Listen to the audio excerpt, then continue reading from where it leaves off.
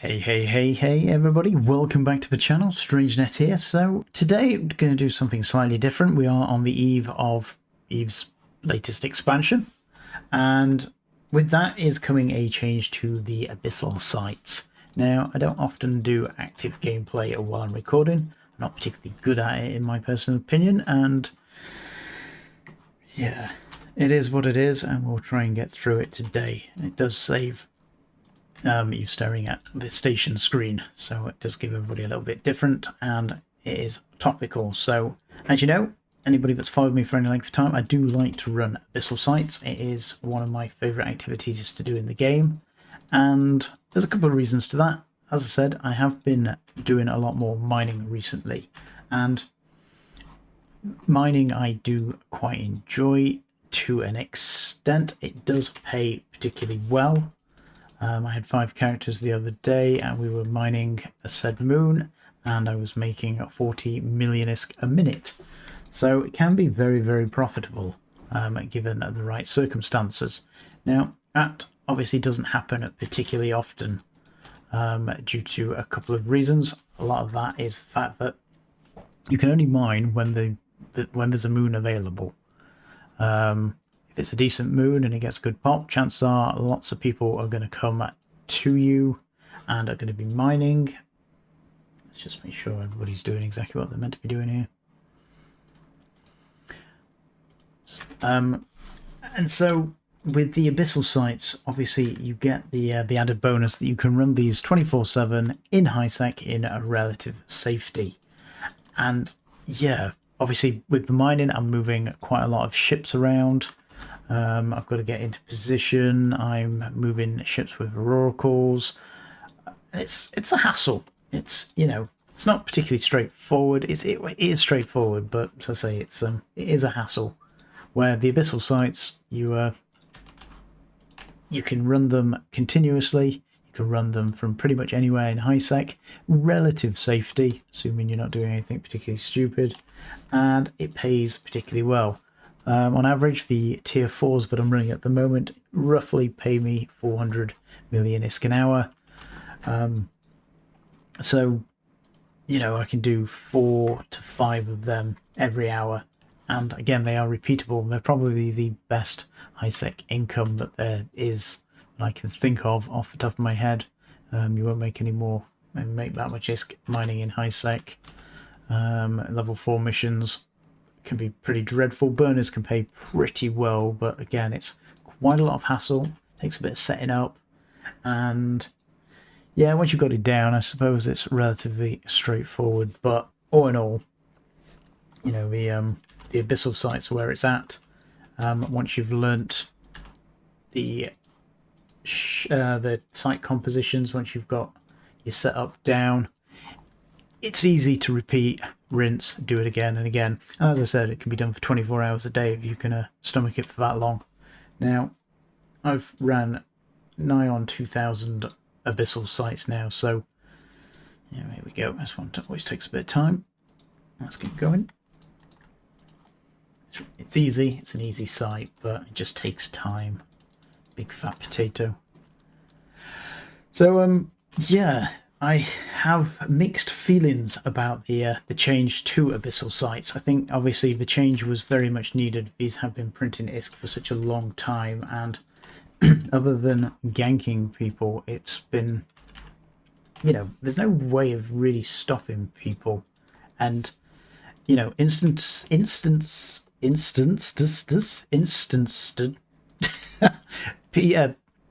gameplay isn't the best thing for Eve because it takes people out of space, and obviously, you know, as a reason for running them, that's quite a nice thing because it means that I can't be shot at while I'm in here, but it does mean for gameplay purposes that it can be pretty poor because I'm now no longer in space and nobody can shoot me while I'm in here. So let's go grab this. No, it's not. Let's keep on this. It can be quite nasty if he gets a good shot on you. So orbit close, get me web on him. He's not going anywhere. He can't target me, can't track me.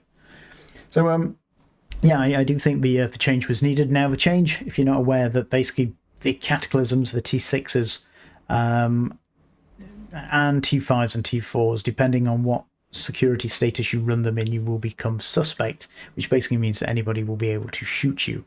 The Cataclysms, if you don't want to become suspect, have to be ran in a 0.5 system. Tier 5 Abyssal sites have to be run in a 0.6 system. Tier 4 Abyssal sites have to be run in Tier 7, security status 7 areas if you don't want to become suspect. So it is a bit of a change, but on that topic as well, CCP has changed how ganking will work, or not how ganking specifically, more to do with where you can dock and where you can't. Alphas will lose the ability to be able to gank full stop in high sec. I think that's probably a good move. I'm not sad to see that, to be perfectly honest. What is changing is the way that suspects they will only be able to dock in a capsule. You won't be able to dock in a ship if you are a suspect. Now, you are able to undock in a ship if you are suspect, but you won't be able to redock. So basically, once you undock your ship, unless you bat out of hell it to low sec, you are going to get the faction police after you and stick around in high sec long enough and they will catch you and you will be destroyed. So when a gank happens, or anybody that is suspect goes for a gank and they undock in a ship, they're going to have to commit to that gank. You can't just go and not commit, because we'll say once you undock, the faction navy will hunt you down. You can't cloak. And yeah, faction police are pretty brutal when they get hold of you, isn't it? There's pretty much no escaping. And more will come to finish the job if they start to struggle. So yeah, now the ganking community are rather ingenious, and I'm sure they will come up with a way of doing this efficiently. But the problem with the Abyssal sites, to some extent, for ganking, or anybody trying to gank, is that obviously when you come out of an Abyssal site, it's anywhere between 5 minutes and 20 minutes. So they can't just be sat there waiting for you to then go suspect. Now, they can use tags and the rest of it, obviously, to bring their security status up.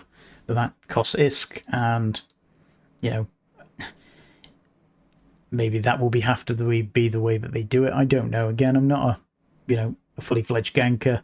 It's not something I participate in a great deal. So, the nuances and the ins and outs are better left to people to explain it who are better poised to do it as a profession as such in EVE, not to me to try and theory craft my way through something I don't really know the ins and outs of. But it is going to make life a little bit more interesting and harder to for the gankers. But the idea for CCP was that the changes to Abyssal sites will give them more targets, and obviously a richer targets, because if you do run tier 6 sites in a cruiser, you pretty much need a well blinged out cruiser. It's not you can't be doing it in a cheap ship pretty much, because you just won't be able to complete the site and you'll die anyway.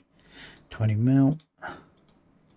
So yeah, pods are very expensive. The pods will get away. The ships probably won't, if they are targeted for a gank. So I'm looking forward to seeing how this cat and mouse part of the game plays out.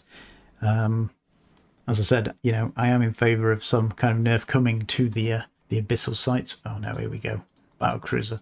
This is the 4th time I've recorded this video, so as I said, these are the problems for the setup I've got, because I'm rockets, and anybody who's done these before knows that yeah, these things have amazing tracking and hit very, very hard. So watch this space. I'll see if I explode here. I'm hoping not, obviously, but yeah, this is the only side that causes me any real palpitations. Yeah, watch this space. So yeah, my heart's beating now. So say this is the only room that scares me. The rest of the rooms are straightforward. I think we're going to be okay here. There's no pylons or anything to hinder But yeah, these things have great tracking, hit like bricks, and obviously because I'm in a rocket setup, I have to be within 11k. So it can be pretty brutal. Lots of micromanagement here. So yeah, I'd love to hear your guys' thoughts basically on the ins and outs of this. As I said, Abyssal running is something I do enjoy doing. I will still be able to do it because I generally run tier 4s. So it's not gonna, oops. Alright, it's not going to be that big a change for me, but that, as I say, isn't going to be the case for the vast majority of people that run obviously the one character setup and do this in, you know, near or close to jitter.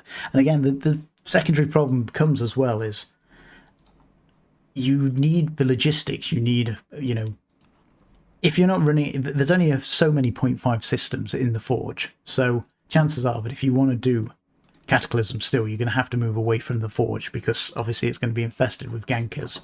Now, the issue that you get there is there's not that many 0.4... Oops. Ooh. That was painful. Let's not have that again. Oh.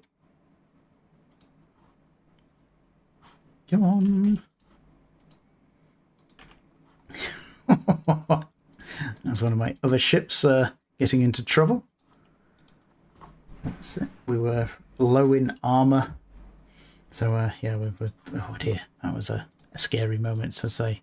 It's okay, concentrating on the one ship, but then the target the other ship, and it can all go wrong pretty quick. But yeah, yeah. So obviously logistics becomes a problem after a while. But if you know you get ships blown up, or you've got to move other stuff halfway across the galaxy, if you do it in Minmatar space, for instance, there's only so many 0.5 systems, and it's easy to have alts around to see people running these sites and the rest of it. So, and then as well, a good thing, bad thing, once you've got the loot, you then have to ferry it back to Jitter, because let's face it, that's where it's going to sell. If you take it anywhere else, you're pretty much not going to get much sales throughput, and I can't see that changing. That's just the nature of even the way that it is. So it comes with a whole raft of problems for the runners.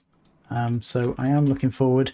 The prices of Triglavian ships are likely to go up because obviously less people, I imagine, will run the Cataclysms. They'll be doing lower tiers. Lower tiers give out less loot. You may get people doing tri-boxing more. That's another 48 million, so 145 million for that run. Thank you very much. So yeah, I'd love to hear your guys' thoughts and ideas behind this. How you think it's going to go down. Whether you think it's a good change, all in all. As I said, I'm behind this. I think it was needed. It was a very easy way to print ISK, and it takes people out of space, yada yada yada. So yeah, I'm looking forward to seeing how that all goes down. So with that, thanks for your time, thanks for listening. Talk to you again soon.